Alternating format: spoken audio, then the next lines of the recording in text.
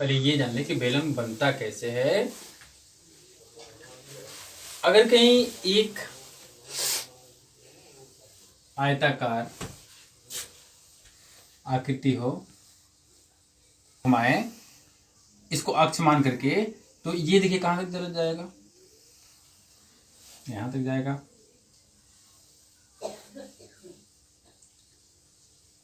इसको क्या हो रहा है जी, तो ये जो है ना एक तरह से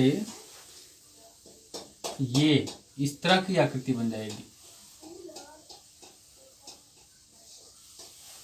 नीचे भी उसी तरह से।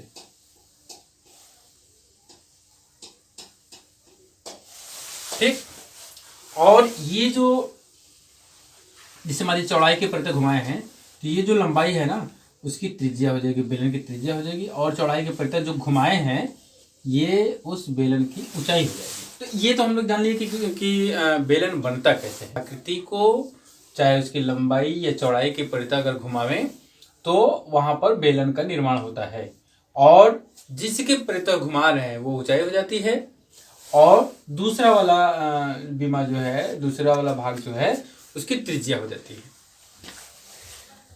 ठीक है, यहाँ हो गया ए बी सी डी।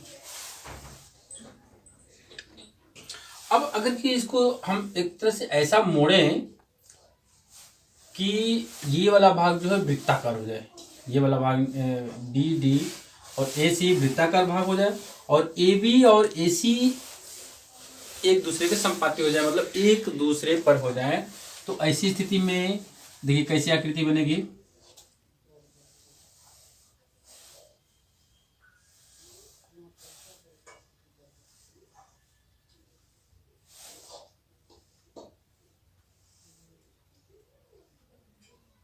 इस तरह की आकृति बन जाएगी। और ये अगर हम यहाँ पर की बात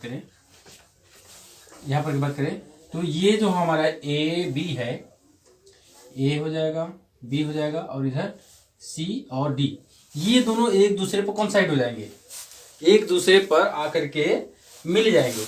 और ये जो ए सी है ये पूरा इस तरह से हो जाएगा, और बी डी जो है इस तरह से, यानी कि एक वृत्ताकार भाग बन जाएगा, और इसको हम परिधि कह सकते हैं। परिधि कह सकते हैं, क्या परिधि ही कहेंगे।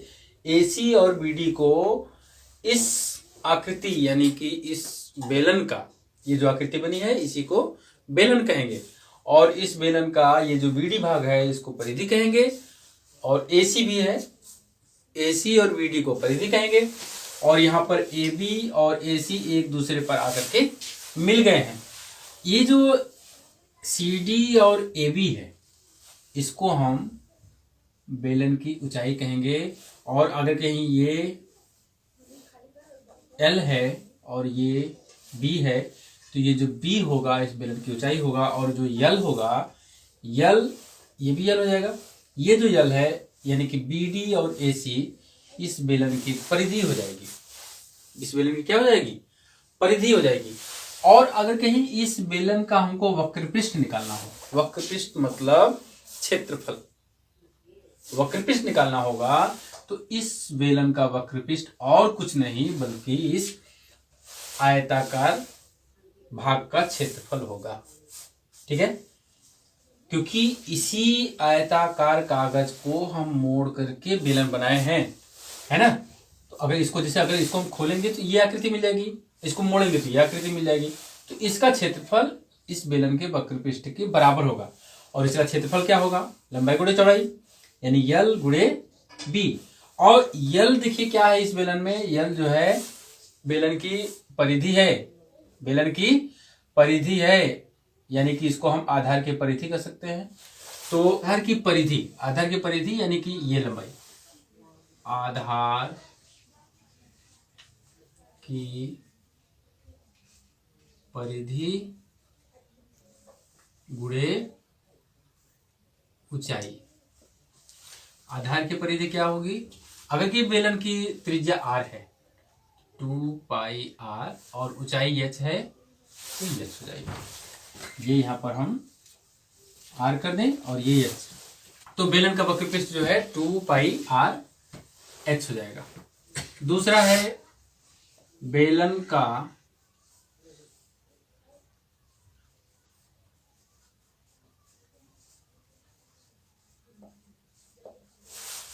देखिए, बेलन का जब संपूर्ण पृष्ठ हम निकालना चाहेंगे तो संपूर्ण पृष्ठ का मतलब ये हो गया कि उन सभी पृष्ठों का क्षेत्रफल जो हमको दिखाई दे रहा है। इस बेलन में क्या क्या दिखाई देगा? ये वक्र भाग दिखाई देगा, जिसका हम लोग वक्र पृष्ठ निकालेंगे 2πr(h) निकाले हैं, अभी ये निकाल दिए 2πr(h). नीचे और ऊपर कैसा भाग दिखेगा? वृत्ताकार भाग दिखेगा, है ना? कैसा दिखेगा? देखिए, हम लोग यहाँ पे एक मॉडल लिए हैं। देखिए, ये बेलन, ये उसकी ऊंचाई है और उसका आधार, जैसे ये नीचे है ना, जैसे ये नीचे है उसी तरह से ऊपर होगा, तो ये आधार उसका वृत्ताकार भाग है। तो इस वृत्त का क्षेत्रफल, यानी कि हमको दिखाई क्या क्या देगा? ये दिखाई दिया, ये वक्र भाग दिखाई दिया, ये वाला भाग दिखाई दिया, ये भाग दिखाई दिया, और इसी तरह से ऊपर दिखाई देगा। ठीक है ना? ये भाग दिखाई देगा, ये भाग दिखाई देगा, इसी तरह से ऊपर, यानी कि 2 वृत्ताकार भाग और एक वक्रीय भाग। तो इसका तो हो जाएगा 2πr(h) और इसका होगा πr², और इधर भी πr², यानी कि 2πr²। बेलन का संपूर्ण पृष्ठ क्या क्या हो जाएगा? वक्र पृष्ठ गुणे आधार का क्षेत्रफल, आधार का क्षेत्रफल। ठीक है, तो वक्र पृष्ठ हो जाएगा 2πr(h) + 2 आधार का क्षेत्रफल πr²। वृत्त का क्षेत्रफल πr² होता है ना, तो अगर इसकी त्रिज्या r हो, है ना, तो इस वृत्त का क्षेत्रफल πr² होगा। देखिए 2πr कॉमन, h + r, ये हो जाएगा बेलन का संपूर्ण पृष्ठ। और बेलन का आयतन,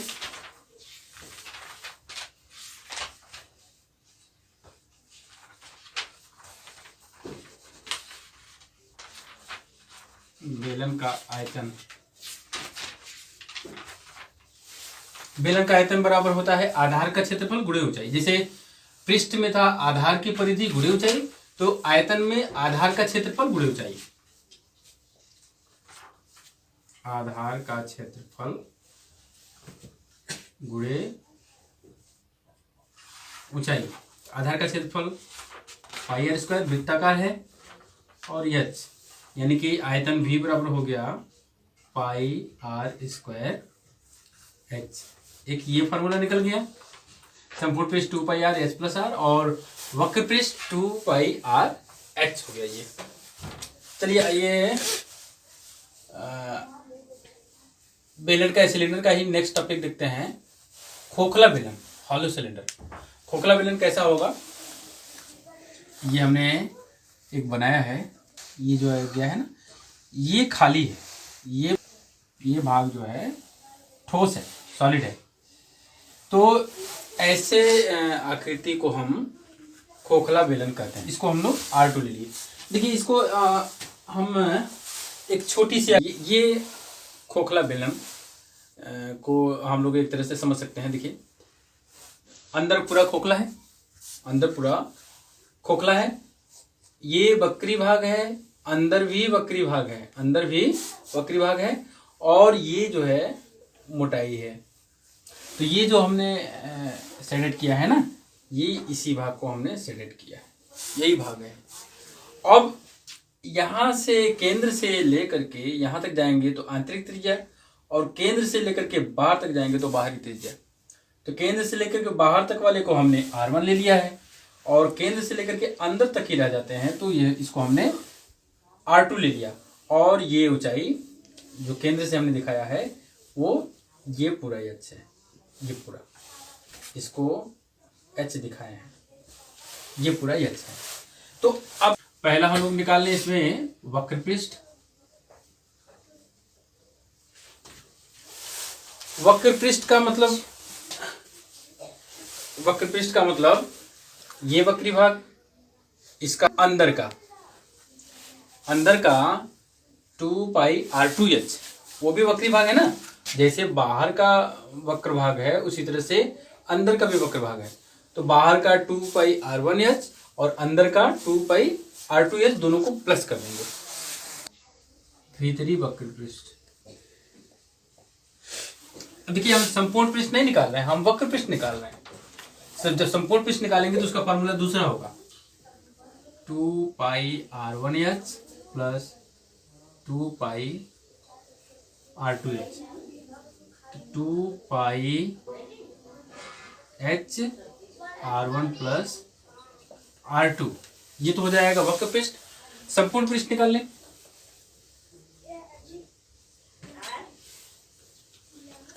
संपूर्ण पृष्ठ क्या हो जाएगा, देखिए संपूर्ण पृष्ठ देखिए क्या हो जाएगा। ये जो ऊपर वाला भाग है इसकी त्रिज्या r1 है, सॉरी r2 है और ये r1 है। तो इसका जब क्षेत्रफल निकालना होगा इसका, तो पाई r1 square minus pi r2 square ये हो जाएगा।